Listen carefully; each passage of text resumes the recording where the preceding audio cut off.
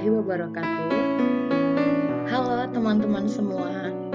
Semoga dimanapun kalian berada, kalian dalam keadaan sehat, damai, dan sejahtera ya. Perkenalkan, saya Wilani Diah Pertiwi, mahasiswi HI-UMY 2019 dengan NIM 20190510349 dari kelas Pemikiran Politik Islam yang dibimbing oleh Bapak Surwandono akan mengerjakan tugas yang mana saya akan membahas sistem pemerintahan Islam menurut Abu Al-A'la Al-Maududi. Yang pertama, menurut Abu Al-A'la Al-Maududi, konsep sistem pemerintahan Islam adalah teodemokrasi, yang artinya sistem pemerintahan demokrasi ilahi. Kenapa sih disebut sebagai sistem demokrasi ilahi? Ternyata karena dalam sistem ini umat Islam memiliki kedaulatan yang terbatas, sedangkan kekuasaan yang tak terbatas berada di tangan Tuhan. Sumber kekuasaan itu berasal sepenuhnya dari Tuhan. Konsep politik, Al-Quran yang paling mendasar dan revolusioner adalah kedaulatan Tuhan atas seluruh kehidupan umat manusia.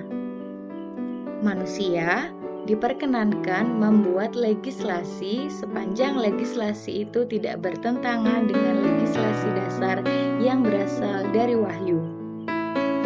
Yang kedua, menolak sekularisme. Pembentukan pemerintahan dalam Islam menurut Al-Maududi sangatlah penting dalam rangka memelihara syariat, ketertiban agama, dan bermasyarakat.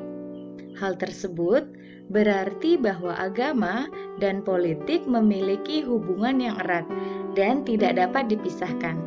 Menurutnya, Islam tidaklah menyetujui penyekatan antara agama dan politik. Islam ingin melaksanakan politik selaras dengan tuntunan yang telah diberikan agama dan menggunakan negara sebagai pelayan Tuhan. Al-Maududi membagi kekuasaan negara kepada 3 lembaga negara, yaitu eksekutif, legislatif, dan juga yudikatif. Al-Maududi menetapkan tauhidiyah sebagai dasar utama bagi sebuah negara Islam, di mana ia mengatakan bahwa al-hakimiyah atau kekuasaan legislatif dan kekuatan hukum tertinggi berada di tangan Allah. Dan kalau pemerintahan kaum mukminin pada dasarnya dan hakikatnya adalah khilafah atau perwakilan dan pemerintahan yang tidak terlepas kendali dari segala yang diperbuat. Maksud saya dalam segala yang diperbuat. Namun harus bertindak di bawah undang-undang ilahi yang bersumber dari Al-Quran dan juga Sunnah. Kedaulatan yang mutlak adalah milik Allah.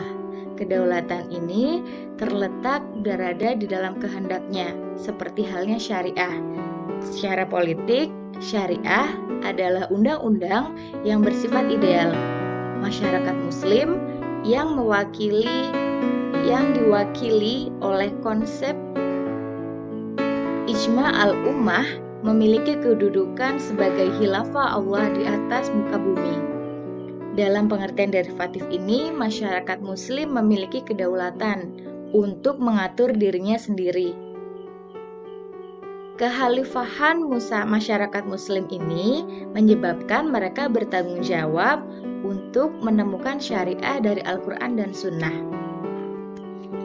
Yang keempat, menurut Al-Maududi, pengangkatan kepala negara haruslah orang yang amanah, takwa, dan juga tidak menuruti hawa nafsu. Pada persoalan bagaimana cara mengangkat kepala negara, beliau menyerahkan persoalan ini kepada umat Islam untuk menempuh jalan yang mereka anggap terbaik untuk situasi dan kondisi mereka pada saat itu.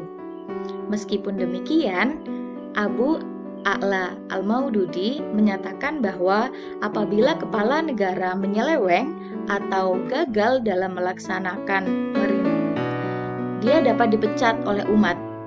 Tetapi beliau tidak menjelaskan tentang bagaimana memecat kepala negara dan oleh siapa atau lembaga yang mana. Yang terakhir, dalam kansah politik Al-Maududi memberikan perlindungan terhadap Ahl Az-Zimmi, yaitu komunitas kaum non-muslim yang melakukan kesepakatan untuk hidup di bawah tanggung jawab dan jaminan kaum muslim. Jadi, negara memberikan perlindungan dan juga hak dan kewajiban seperti hak dalam beribadah sesuai ajaran agamanya masing-masing, dan dalam halal keagamaan mereka diperintah oleh pemimpin-pemimpin agama mereka, tetapi dalam hal berkehidupan mereka tunduk kepada hukum Islam, yaitu agama mayoritas. Warga negara non-muslim tidak dibenarkan menduduki jabatan kunci dalam pemerintahan yang menentukan kebijakan-kebijakan negara. Kewarganegaraan Islam tidak didasarkan atas etnis, melainkan didasarkan atas dasar agama. Sekian penjelasan saya tentang sistem pemerintahan Islam menurut Abu Al-A'la Al-Maududi. Semoga bermanfaat ya buat teman-teman semua. Wassalamualaikum warahmatullahi wabarakatuh. Terima kasih sudah menonton. Sampai jumpa kembali.